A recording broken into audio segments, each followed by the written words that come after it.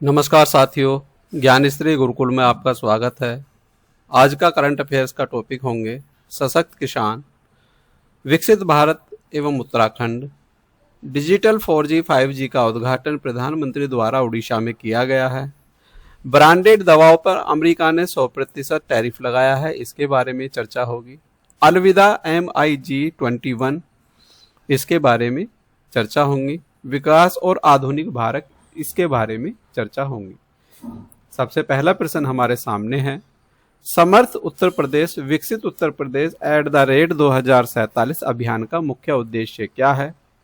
Option B इसका सही है। वर्ष 2047 तक उत्तर प्रदेश को विकसित एवं आत्मनिर्भर बनाना है। इस अभियान का लक्ष्य है कि भारत की स्वतंत्रता के 100 वर्ष 2047 पर उत्तर प्रदेश पूरी तरह से विकसित और आत्मनिर्भर राज्य बने। इसमें कृषि, शिक्षा, उद्योग, स्वास्थ्य, बुनियादी ढांचा, पर्यावरण सभी क्षेत्रों को शामिल किया गया है। अगले प्रश्न की तरफ चलते हैं।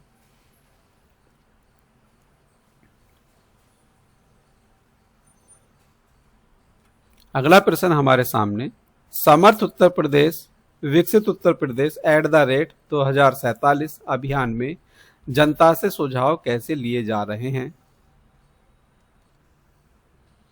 ऑप्शन बी है हमारा सही है। ऑनलाइन पोर्टल व QR कोड के माध्यम से जनता से सुझाव लिए जा रहे हैं। व्याख्या आप स्वयं वीडियो को रोक के पढ़ सकते हैं। प्रत्येक प्रश्न की व्याख्या पढ़ने से वीडियो बहुत ज्यादा लंबी हो जाती है।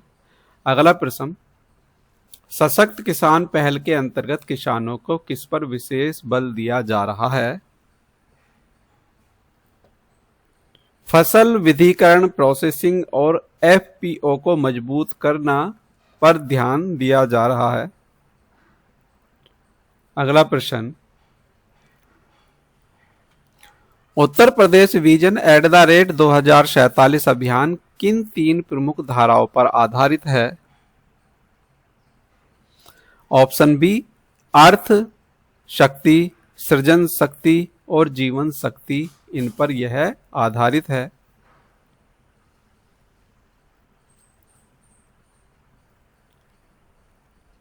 अगला प्रश्न हमारे सामने, समर्थ उत्तर प्रदेश विकसित उत्तर प्रदेश @2047 अभियानों में किसानों के लिए कोल्ड चेन और भंडारण नेटवर्क क्यों जरूरी माना गया है?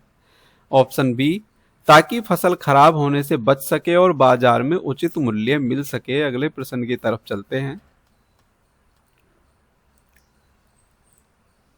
सलमान रश्दी की विवादित किताब सैटेनिक वर्जिश पर सुप्रीम कोर्ट का हालिया फैसला आया है। सुप्रीम कोर्ट ने इसको रोक लगाने से मना कर दिया है।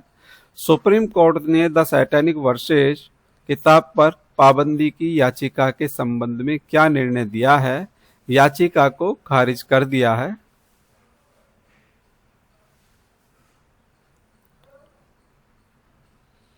इसके बारे में सामान्य जानकारी, सुप्रीम कोर्ट ने कहा कि याचिका वास्तविक रूप से दिल्ली हाई कोर्ट के आदेश को चुनौती दे रही है, जिससे इस तरह से चुनौती नहीं दी जा सकती, इसलिए इसे खारिज किया जाता है। अगले प्रश्न की तरफ चलते हैं। द सैटेनिक वर्जिश पर पहली बार पाबंदी किस वर्ष लगाई गई थी?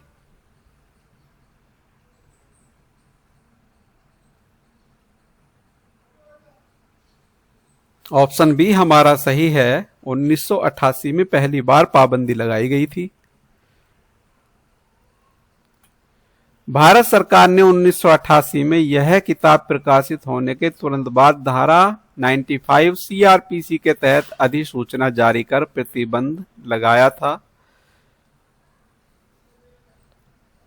दिल्ली हाई कोर्ट ने सरकार से क्या प्रस्तुत करने को कहा था जो उपलब्ध नहीं हो पाया है? ऑप्शन बी 1988 की पाबंदी की अधिसूचना।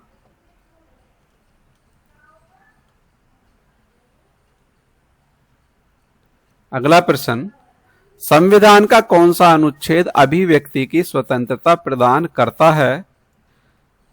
अभिव्यक्ति की स्वतंत्रता ऑप्शन बी अनुच्छेद 19 प्रदान करता है। 19(1) के ए में यह बात कही गई है कि कोई भी व्यक्ति अपने विचार लिखित में प्रेस के माध्यम से प्रस्तुत कर सकता है वह भी संविधान के दायरे में रहकर करने होंगे। सुप्रीम कोर्ट ने इस फैसले का प्रत्यक्ष निहितार्थ क्या है? ऑप्शन बी हमारा सही है, किताब पर कोई वेद पाबंदी लागू नहीं मानी जाएगी।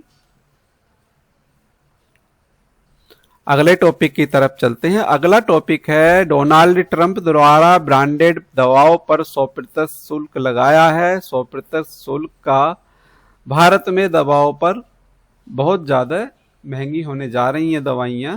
पहला प्रश्न, ट्रंप प्रशासन ने ब्रांडेड और पेमेंट दवाओं पर 100% आयात शुल्क लगाने का मुख्य उद्देश्य क्या बताया है? ऑप्शन बी, अमेरिका में घरेलू उत्पादन को बढ़ावा देना।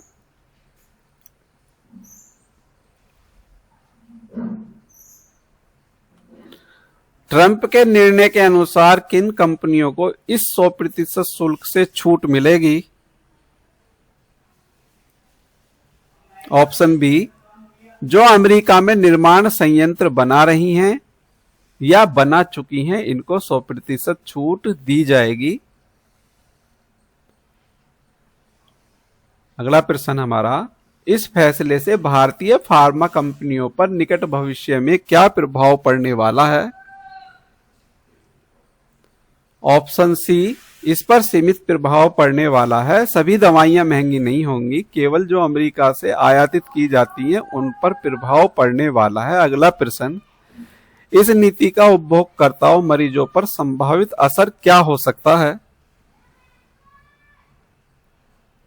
ऑप्शन बी हमारा सही है, दवाओं की कीमतें बढ़ जाएंगी। अगला प्रश्न, इस तरह के 100% टैरिफ से अंतरराष्ट्रीय स्तर पर कौन सा परिणाम संभव है?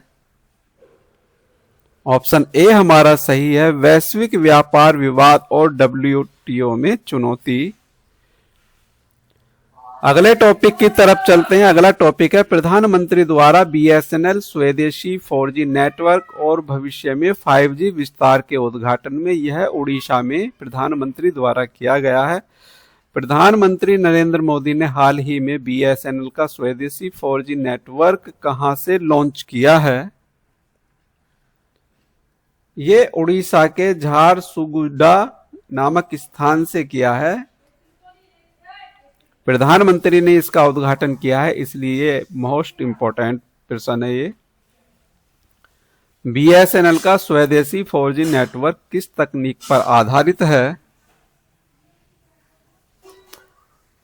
भारत में विकसित स्वदेशी 4G स्टैक पर यह आधारित है। BSNL द्वारा लॉन्च किए गए इस स्वदेशी 4G नेटवर्क के कितने टावर देश भर में लगाए जाएंगे या लगाए गए हैं? 97,500 टावर संपूर्ण देश में लगाए गए हैं।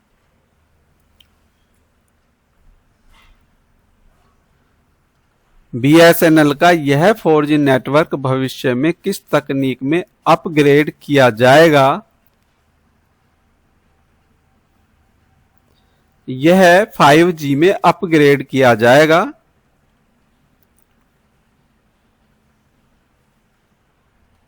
प्रधानमंत्री द्वारा 4G नेटवर्क का यह शुभारंभ किस अभियान लक्ष्य से जुड़ा है? Option A, make in India और डिजिटल इंडिया से यह जुड़ा हुआ है।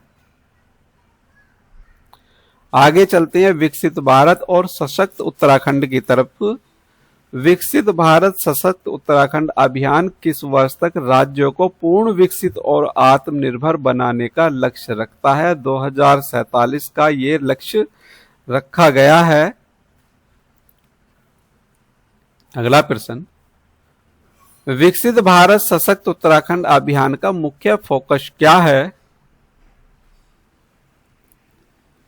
ऑप्शन हमारा बी सही है, पर्यटन, कृषि, ऊर्जा और आधारभूत संरचना का समग्र विकास करना, ये मुख्य फोकस रहेंगे। अगला प्रश्न, विकसित भारत सशक्त उत्तराखंड अभियान को किसके विजन से जोड़ा गया है?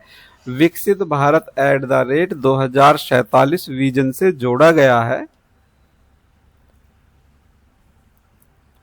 अलविदा मिग-21, पुराने मिग-21 लड़ाकू विमानों को सेवा से सेवानिवृत्त कर दिया गया है। पहला प्रश्न, मिग-21 विमान भारतीय वायुसेना में पहली बार कब शामिल हुआ था?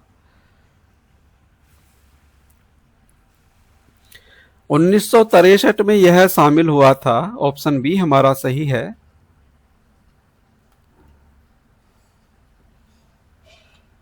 मिग-21 विमानों को सेवा से क्यों सेवानिवृत्त किया गया है? ऑप्शन बी सही है। पुराने तकनीक और सुरक्षा के कारण इसको सेवा से बाहर किया गया है, सेवानिवृत्त किया गया है। अगला प्रश्न, मिग-21 के आधुनिक संस्करण का क्या नाम है?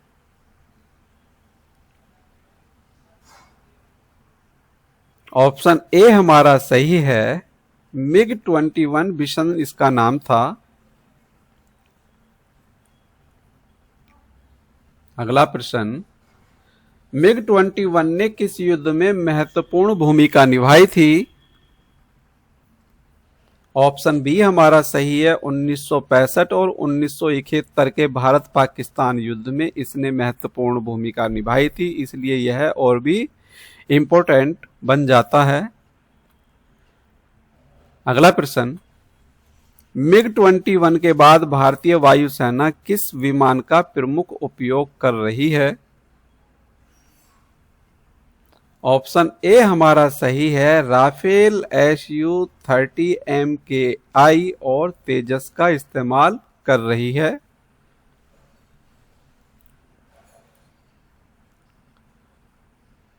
इसी के साथ बहुविकल्पीय प्रश्नों की श्रृंखला समाप्त होती है। हमारे सारे प्रश्न इन सभी टॉपिकों से संबंधित है। सशक्त किसान, विकसित Bharat Uttarakhand, digital 4G 5G, branded दवाएं, अलविदा मिग-21, विकास और आधुनिक भारत से हमारे सारे प्रश्न थे।